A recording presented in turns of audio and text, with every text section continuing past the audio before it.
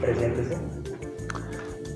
Leopoldo Munera, profesor asociado del Departamento de Ciencia Política de la Facultad de Derecho, Ciencias Políticas y Sociales de la Universidad Nacional de Colombia. Ok, profe. Entonces empezamos con la primera pregunta y es, ¿qué opina de los diálogos entre la oposición venezolana y el oficialismo organizados por el gobierno de Gustavo Petro? Bueno, no es exactamente diálogo entre la oposición venezolana y el oficialismo. Lo que se está tratando de hacer es un diálogo más continental sobre la situación de Venezuela. Esa es la intención, porque realmente el diálogo entre la oposición y el oficialismo en Venezuela se está haciendo en México. Entonces, lo que está tratando de hacer Petro es un acercamiento de diferentes partes en conflicto alrededor de Venezuela para intentar encontrar soluciones que distensionen la situación política en Venezuela. Creo que lo que está intentando es más un acercamiento de partes en conflicto, incluidos los Estados Unidos, para ver cómo se soluciona la tensión política en Venezuela, lo cual incide directamente sobre el sistema político colombiano. Profe, entonces, ¿qué cree que resulte de esta cumbre?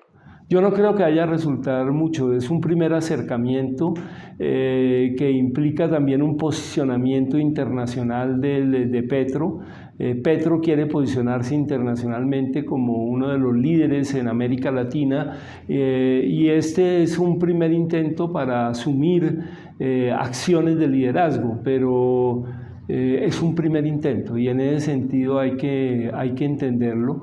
Entonces creo que pueden haber algunos acercamientos, aclarar cuáles son las diferencias, pero no veo una gran disposición ni en los Estados Unidos ni en el gobierno de Venezuela para lograr un acuerdo que permita cualificar la situación y empezar a crear una suerte de relaciones sistémicas.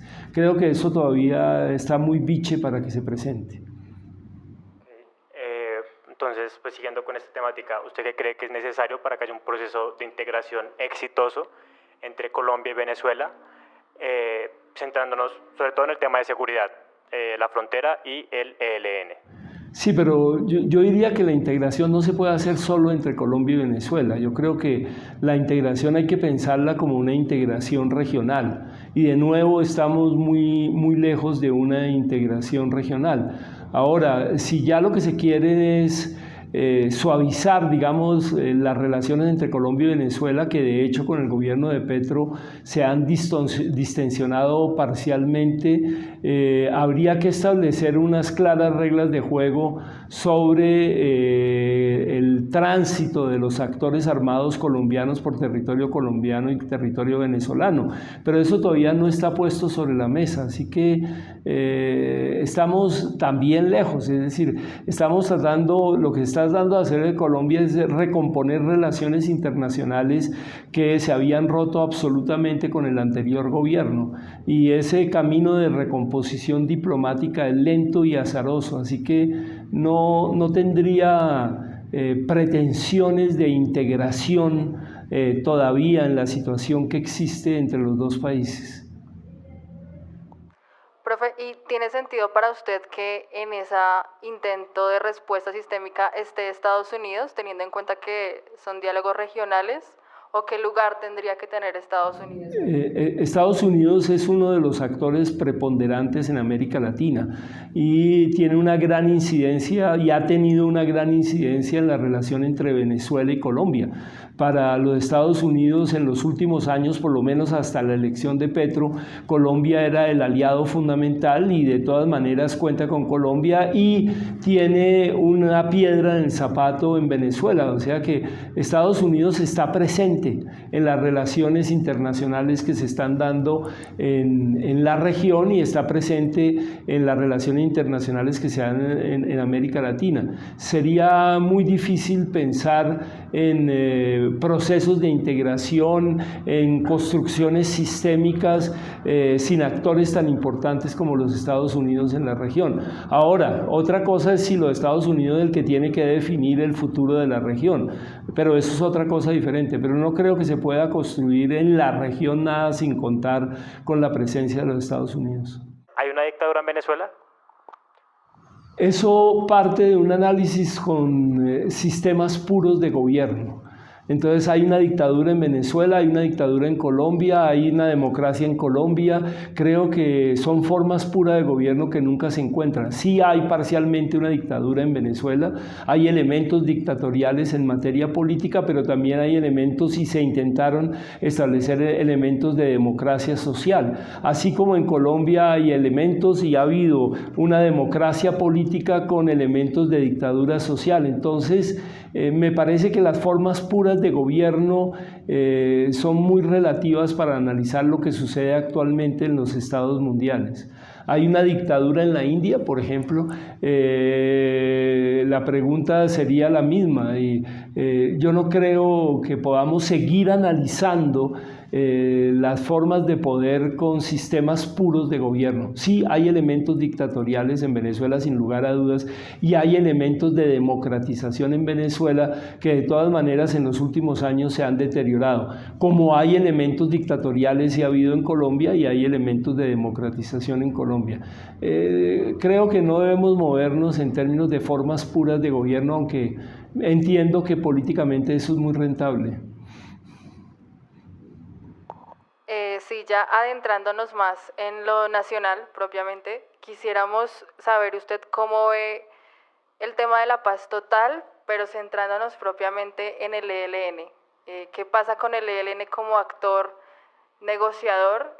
¿Cree que prospere? ¿Cuáles cree que tengan que ser los mínimos para entrar? No sé, ¿cómo ve el panorama?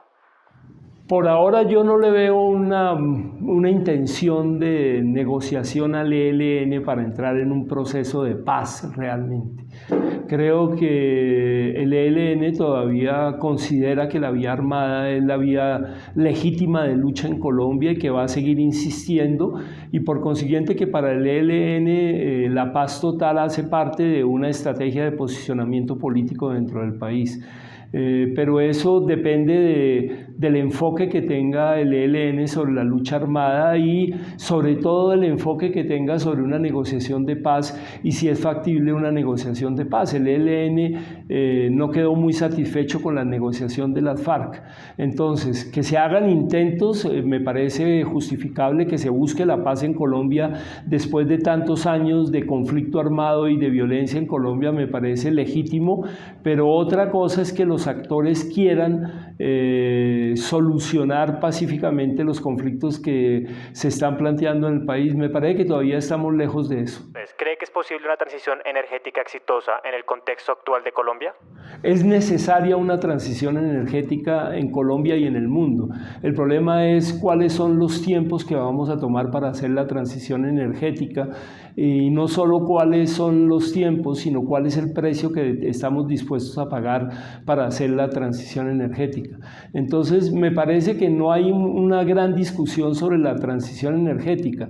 El problema es cómo la debe hacer un país como Colombia en la situación económica de Colombia y si la puede hacer. Creo que hay serias dificultades y creo que hay serias dificultades para abandonar los hidrocarburos debido a la economía colombiana. Entonces, eso puede demorar los tiempos para hacer la transición energética, pero que hay que hacerla sin duda, y que antes la transición energética era un discurso sin ninguna materialización también, y que el gobierno de Petro está tratando de darle una materialidad a esa transición energética, sí, pero no me parece que los tiempos estén bien calculados.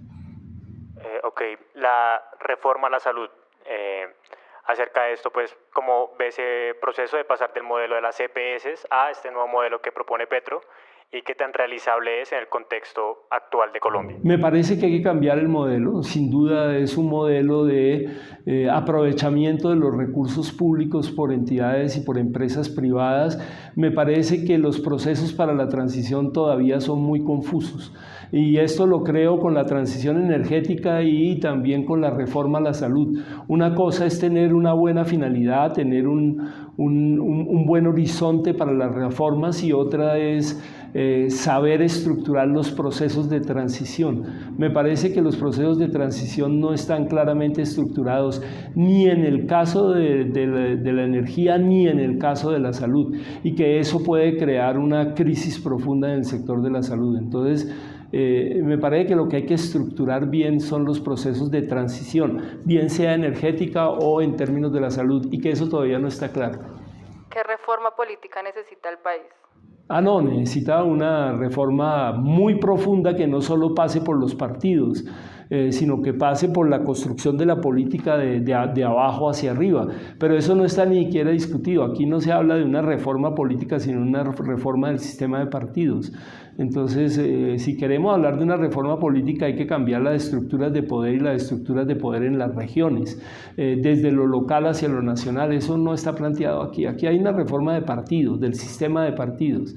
No resulta tan claro que se quiera hacer una reforma de la política, de lo que implica la política, de lo que implica las relaciones de poder, no solo a nivel del Estado, sino de la sociedad colombiana. Todavía estamos también lejos de eso. No, bueno, ya, esas son las preguntas de coyuntura. Y como esto es analizado un poco desde la ciencia política, quisiéramos preguntarle cuál es su opinión de la carrera de ciencia política en la Universidad Nacional. ¿Vale la pena estudiar ciencia política en esta universidad hoy en día? Yo creo que sí vale la pena estudiar ciencia política en la Universidad Nacional. Me parece que es una carrera que tiene una variedad, una diversidad en la formación, que ofrece muy buenos elementos, pero desde luego que también ni todo el tiempo hay que estar haciendo cambios en una carrera como la de ciencia política, pero me parece que es una carrera que ofrece diversidad de enfoques y diversidad de campos de interés, y eso resulta interesante para el estudiante que quiera aproximarse a la ciencia política. Y concretamente, ¿qué cambios le haría al PEMSUM? ¿Qué cree que haría fortalecerse o no? Es un problema mío, entonces, que no creo que sea aprobado, pero a mí me parece que es una carrera todavía muy institucional, muy institucionalizada. Es una carrera que gira demasiado alrededor del Estado y muy poco alrededor de la sociedad y de las dinámicas y las relaciones de poder en la sociedad, y de cómo fluye el poder entre la sociedad y el Estado. Entonces yo haría una carrera con énfasis más social, más de elementos sociales y de la relación entre la sociedad y el Estado, y no tan centrada en el Estado. Me parece que el análisis de la política en la familia, el análisis de la política en las relaciones de género, el análisis de la política con respecto a la diversidad sexual, que el análisis de la política en los escenarios en donde se presenta la política, de escenarios sociales, todavía es muy débil en la carrera de ciencia política. Es una carrera todavía muy clásica y muy tradicional, muy centrada en las instituciones. Pero ustedes podrían decir que eso lo digo porque yo soy el profesor de teorías del poder, y tendrían razón. Profe, ¿usted fue vicerrector de la Universidad Nacional? Sí, fui vicerrector de la sede de Bogotá. ¿Cuál fue la situación más retadora en su administración que le tocó enfrentar directamente? Bueno, realmente dos tropeles, uno que sucedió, uno en donde toda la acción se terminó concentrando en la 26 y donde fue asesinado un policía, y otro tropel en donde todo se concentró en la 45 y donde terminó asesinado un estudiante, Carlos Giovanni Blanco, un estudiante de medicina. Y la intervención era para evitar que hubiera más muertos que no se justifican en un campus. ¿Esa intervención cómo fue y en qué año fue? No me acuerdo de los años, yo soy muy malo para los años, así que no me acuerdo, a comienzos de los años 2000 creo. Yo soy malo para los años. Fue una intervención directa en el tropel, es decir, yo entré en medio del tropel en el primer caso para ofrecerle disculpas a la policía por el asesinato del policía, y en el segundo caso para evitar que la policía siguiera agrediendo a los estudiantes cuando ya habían asesinado.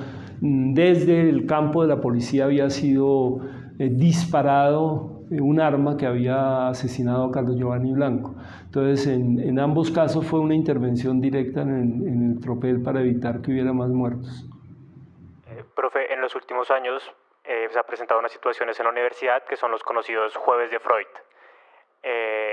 Pues, ¿usted cómo cree que sería bueno intervenir estos espacios y qué se puede hacer desde la institucionalidad de la Universidad Nacional para tratar esta problemática? Yo creo que esto solo se puede solucionar con la comunidad universitaria y en un diálogo entre las autoridades universitarias y la comunidad universitaria.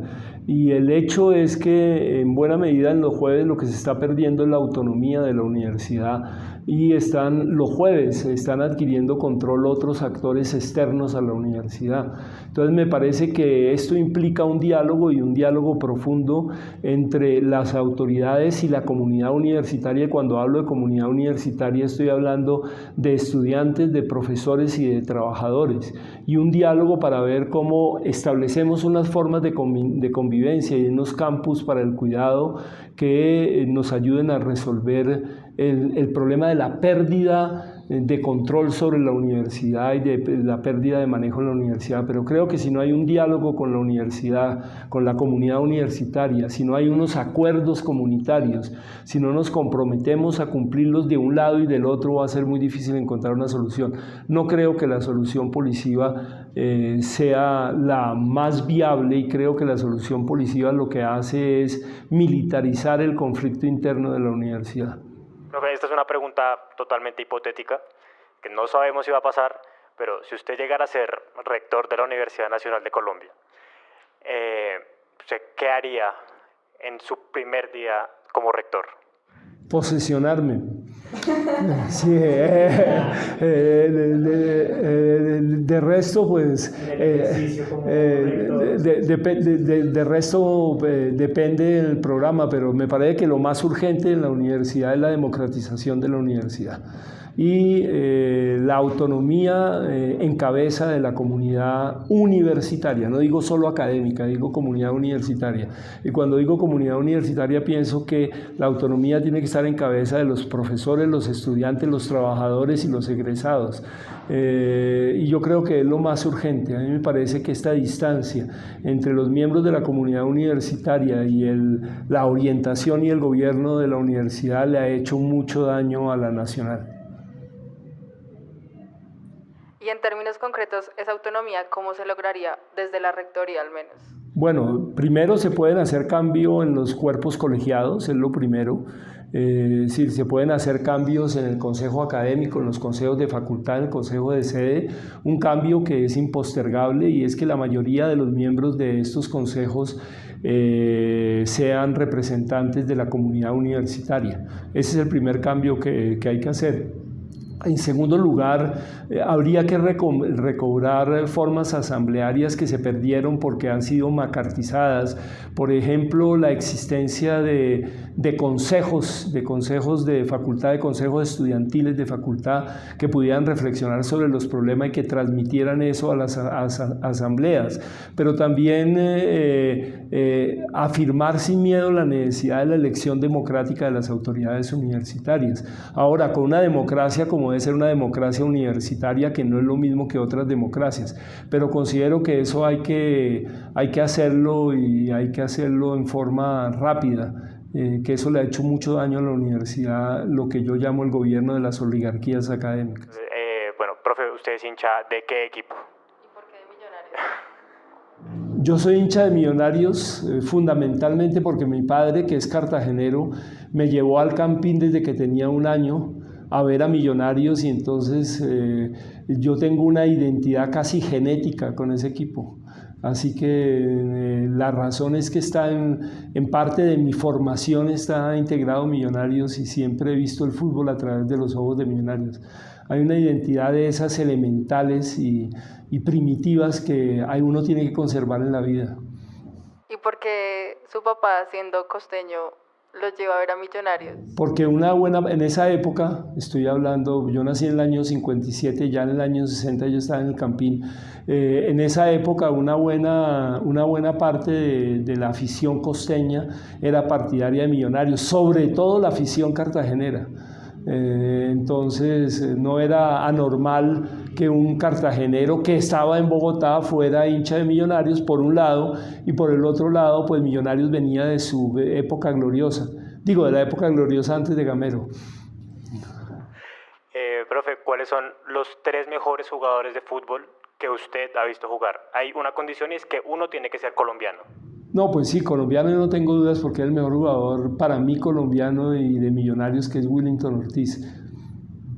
El segundo jugador que vi jugar, que lo vi aquí, que vi que lo expulsaron y todo eso, y desde luego, aparte de verlo aquí en el Campín, lo vi en la televisión, fue a Pelé. Que me parece un jugador extraordinario, y me pareció siempre un jugador extraordinario. Y el tercer jugador sería Maradona, que también era un genio con el balón y un genio con el equipo. Esos serían los 3, pero incluyo a Willington Ortiz por la vinculación afectiva que tengo con Willington en mi niñez, y porque lo vi siendo niño y joven y me emocionó mucho como jugaba Willington. Vamos a volver un poco a la política, solo para saber qué opina usted del impacto que tuvo este último mundial en América. O sea, ¿cómo leer eso teniendo en cuenta que la final se la disputaba a Argentina versus Francia? ¿En qué sentido el impacto? Había un impacto político porque creo que estaban divididas las posiciones, ¿no? Quienes decían, vamos por Argentina porque somos americanos, y quienes decían como, no, es que los argentinos son unos agrandados, entonces no, pues no hay que llenarles más el ego, ¿sí? ¿Cómo leer eso tal vez desde las identidades? No, pero eso tiene mucho que ver con la inexistencia de una supuesta identidad latinoamericana. Es que la identidad latinoamericana es de una fragilidad extraordinaria y no existe realmente una identidad como latinoamericanos. Se manifiesta en determinados momentos un sentir latinoamericano y una identidad latinoamericana, pero es más discursiva y más en construcción. Entonces, creo que las rivalidades culturales en América Latina, los conflictos culturales son muy marcados, y que esos conflictos en el momento de un campeonato mundial pues se reflejan, y me parece que es absolutamente normal. Los argentinos tienen amores y odios en América Latina, y probablemente para los colombianos y las colombianas, si el equipo que hubiera llegado a la final hubiera sido Brasil, hubiera habido una mayor afición por Brasil. Pero en otros países de América Latina no hay ese cariño por Brasil, entonces eso está muy dividido de acuerdo con las simpatías que se crean en las identidades nacionales. Okay. Cambiando de tema, ¿cuál es su género favorito de música? Yo creí que cuál era mi género favorito, entonces ya a mí me encantan 2 tipos de música que son muy diferentes. Me gusta mucho la salsa, sobre todo la salsa clásica, y me gusta la música minimalista, de músicos como Steve Reich, por ejemplo.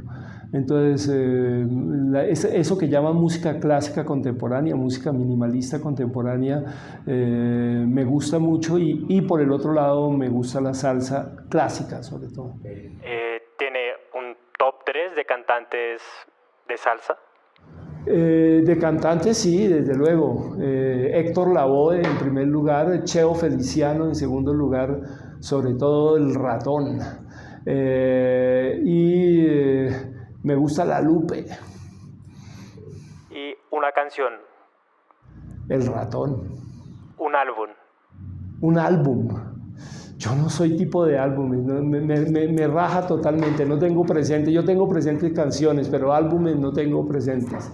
Pero le podría decir que me gustaba mucho, en la época me gustaba mucho Maestra Vida. Maestra Vida es un álbum de Rubén Blades. Y me gustaba mucho, no solo por la música, por la letra, sino porque tenía un un contenido, en la época que tenía un contenido político claro y reivindicaba una identidad latinoamericana que estaba en construcción. Entonces siempre me gustó, aunque con mis amigos que les gustaba la salsa discutían que no era lo mejor de la salsa de Rubén Blades. Pero, y le digo ese álbum porque casi no me acuerdo de ningún otro. Entre Rubén Blades y Willy Colón, ¿con cuál se queda? Depende. Depende si usted quiere como compositor o si lo quiere como cantante, ¿no? A mí me gusta mucho todo el trabajo de Rubén Blades y yo preferiría a Rubén Blades que a Willy Colón en términos generales, aunque me gusta más Willy Colón musicalmente.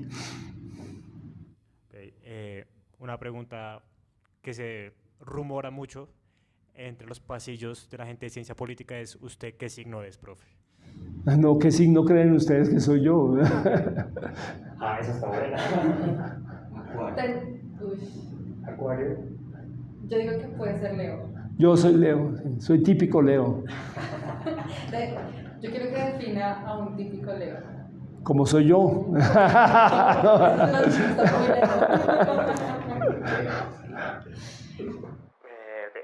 Ya, ¿tiene algún signo favorito, profe? ¿Alguno que le caiga bien, que le caiga mal? No, en general me caen bien las personas, no los signos.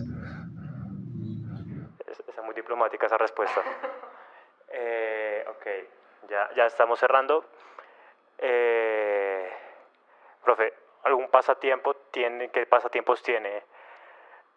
¿Qué pasatiempos? Ver fútbol, me gusta ver fútbol, ese es un pasatiempo, porque la lectura dejó de ser un pasatiempo como desde que tenía 4 o 5 años y se convirtió más en una actividad que me causa placer, pero que tiene mucho de trabajo.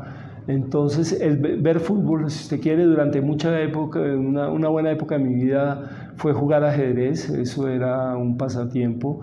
El cine también yo no lo definiría como un pasatiempo en este momento. Y los trabajos de teoría del poder me han llevado a que un pasatiempo sea ver series de televisión, porque muchos y muchas estudiantes hacen trabajos sobre series de televisión.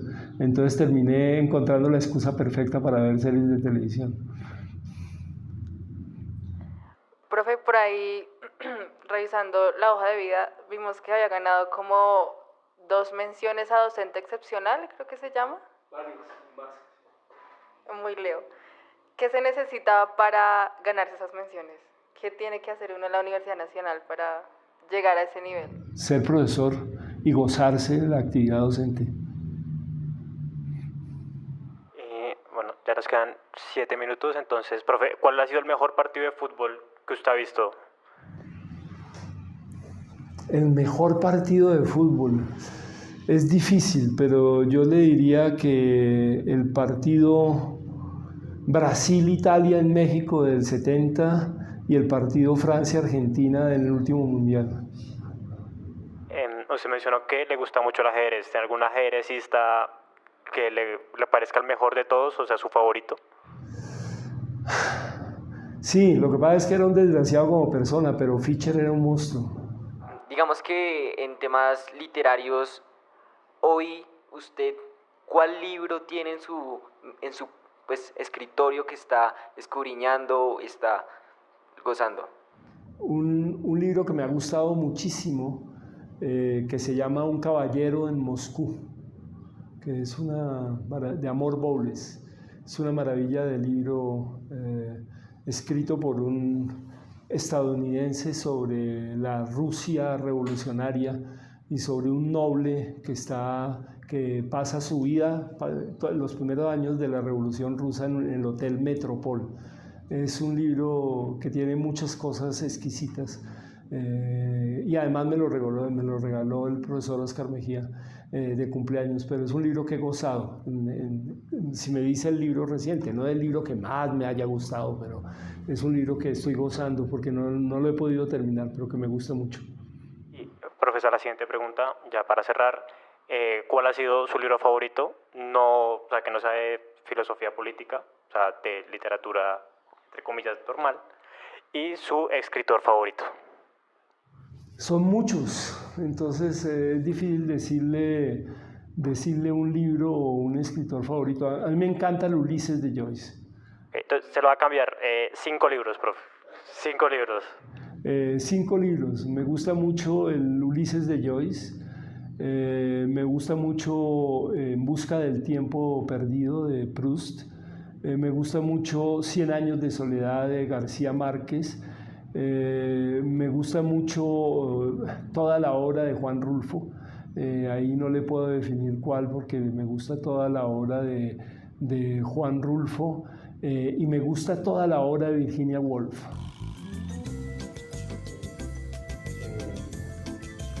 Ya, profe, muchas gracias.